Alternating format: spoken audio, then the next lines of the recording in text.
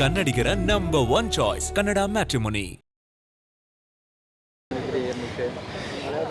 ಹಾಗೆ ಕೇಂದ್ರ ಸಚಿವರಿಗೆ ನಮ್ಮ ಮಗಳ ಹತ್ಯೆ ಪ್ರಕರಣ ಬಗ್ಗೆ ಸ್ವಲ್ಪ ಮಾಹಿತಿಯನ್ನು ಹೇಳಿ ಮತ್ತು ನಾಳಿದೊಂದು ಬೇಲ್ ಅಪ್ಲಿಕೇಶನ್ ಈ ರೀತಿ ಹಾಕ್ಕೊಂಡಾರ ಅಂತೇಳಿ ಮಾಹಿತಿ ಕೊಡಕ್ಕೆ ಬಂದಿತ್ತು.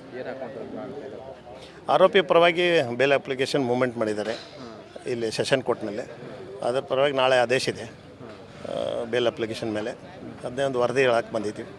ಅದ್ರ ಜೊತೆಗೆ ಮತ್ತು ಹಿಂದಕ್ಕೆ ಇಷ್ಟು ದಿವಸ ಯಾಕೆ ಡಿಲೇ ಆಯ್ತು ಅಂತ ಎಲ್ಲ ಮಾಹಿತಿ ತೊಗೊಂಡ್ರು ಸಾಹೇಬ್ ಪ್ರಹ್ಲಾದ್ ಜೋಶಿ ಸಾಹೇಬ್ರು ಎಲ್ಲ ಅದನ್ನು ಮಾಹಿತಿ ತೊಗೊಂಡು ಅದನ್ನೇ ಫರ್ದರ್ ಏನೇನು ಹಾಕೈತಿ ನೋಡಿ ಅದನ್ನು ಮಾತಾಡ್ತೀವಿ.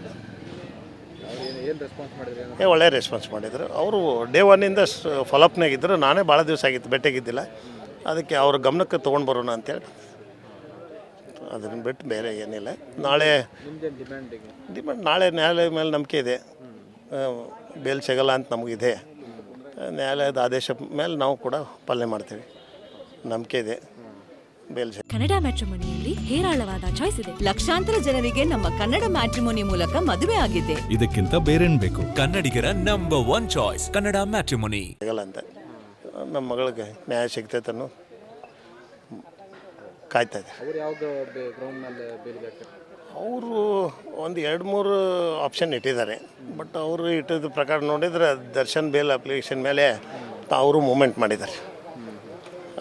ಅವ್ರ ರೀತಿನ ನಮಗೂ ಕೂಡ ಬೇಲ್ ಕೊಡ್ಬೇಕಂತೇಳಿ. ದರ್ಶನ್ ಯಾವ ರೀತಿ ಬೇಲ್ ಪಡ್ಕೊಂಡ್ರು ಅದೇ ರೀತಿ ನಮಗೂ ಕೊಡಿ ಅಂತೇಳಿ ಅದೊಂದು ಕಾಜ್ ಇಟ್ಕೊಂಡು ಬಂದಿದ್ದಾರೆ.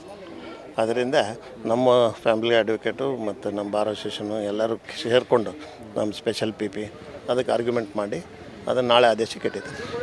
ಅದನ್ನು ಆದೇಶ ಕಾಯ್ತಾ ಇದ್ದೀವಿ. ಆದ ನಂತರ ನಾನು ಮಾಧ್ಯಮಕ್ಕೆ ಮತ್ತೊಮ್ಮೆ ನಾಳೆ ಕರೆದು ಎಲ್ಲ ಸವಿಸ್ತಾರವಾಗಿ ತಿಳಿಸೋಕೆ ಇಚ್ಛಪಡ್ತೀನಿ. ನಮ್ಮ ಬೆಳಗ್ಗೆ 11 ಗಂಟೆಗೆ ಇದೆ. ಕನ್ನಡಿಗರ ನಂಬರ್ 1 ಚಾಯ್ಸ್ ಕನ್ನಡ ಮ್ಯಾಟ್ರಿಮೋನಿ.